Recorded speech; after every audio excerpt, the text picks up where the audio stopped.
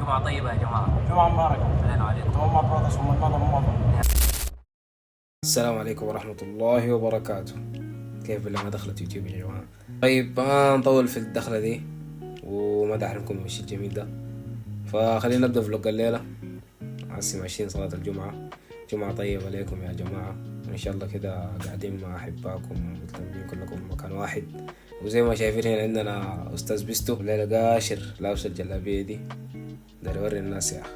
طيب أول حاجة خلينا أكلمكم عن المسجد هنا اللي قاعد في هانجو ده. عدد المسلمين في هانجو زاد من 2016 2015. قرروا إنه يبنوا مسجد جديد، وتم افتتاح المسجد الجديد ده 2017.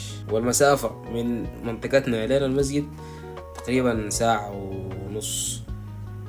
فإحنا بنمشي لصلاة الجمعة يا الأعياد، الصلوات الخمسة يعني في اليوم بنصليها في البيت، ولا صلينا صلاة الجمعة بنصلي العصر معاه وبعد مرة المغرب والعشاء.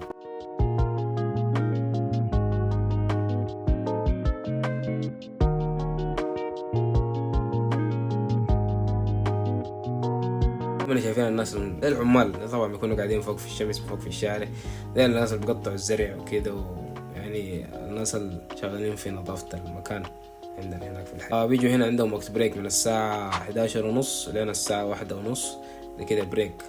ده في جميع الصين، جميع أنحاء الصين البريك ده أي زول شغال.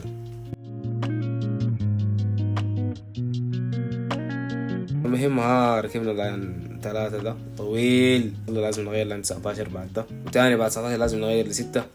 فوالله ده مشوار طويل جدا، نقعد نغير من لاين للاين. لو كان لاين واحد يعني كانت معقولة، ممكن الواحد يجازفها يعني يمشي ما في مشكلة. البيت ادتني نظرة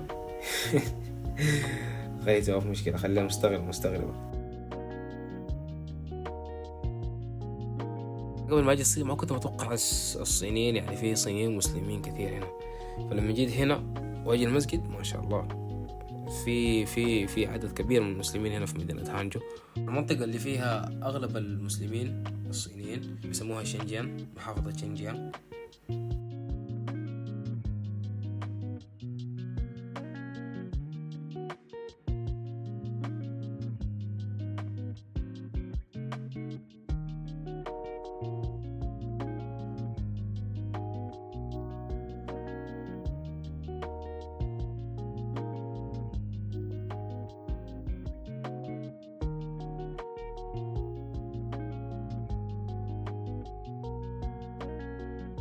المهم بعد ما نخلص طلعاتنا ودخلاتنا للقطار نوصل المسجد أخيرا الحمد لله. بنوصل كده قبل ما يبدأ كده ب5 دقائق 10 دقائق.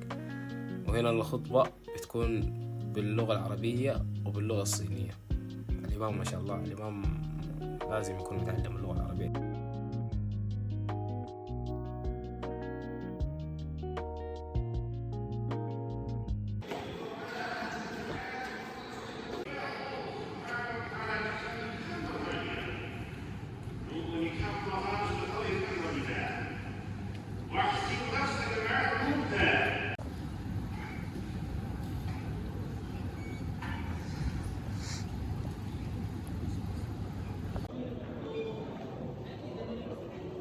كاتب قال لك انا قلت Can I come to your blog? Yeah, you should be here.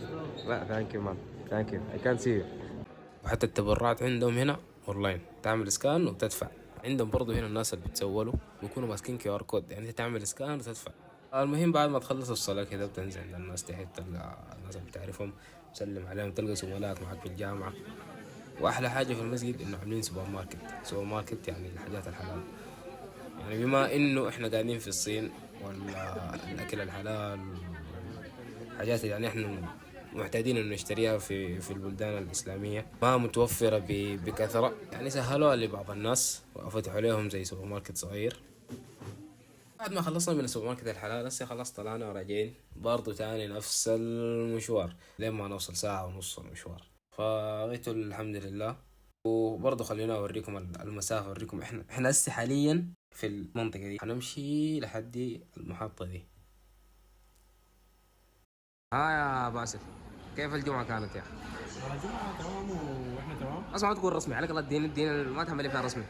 والله شوف شوف بدأ يتفلسف يا زول، امشي خلاص ما كميات في. تجيب اصبر. خلاص يديك العافيه، أصبر. شكرا لك. شنو الفرق بين زمان لما كنت 2019 قاعد هنا هسه؟ شنو الفرق؟ من زمان وصل. ايوه زمان كان زحمه، ايوه. كان الناس كتر شيء، أها. كان في اجانب مختلفين من دول مختلفه يعني. اها. وغير كده الدنيا كانت احلى صراحه، كانت احلى.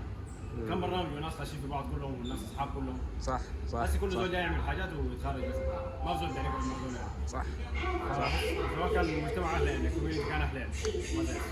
صح. وبس كده لحد هسي انا امشي ناخذ البايكات ونرجع. واهم حاجه ما تنسوا اللايك والسبسكرايب. الحقوا التيك توك برضو، تيك توك مسخن. وسلام.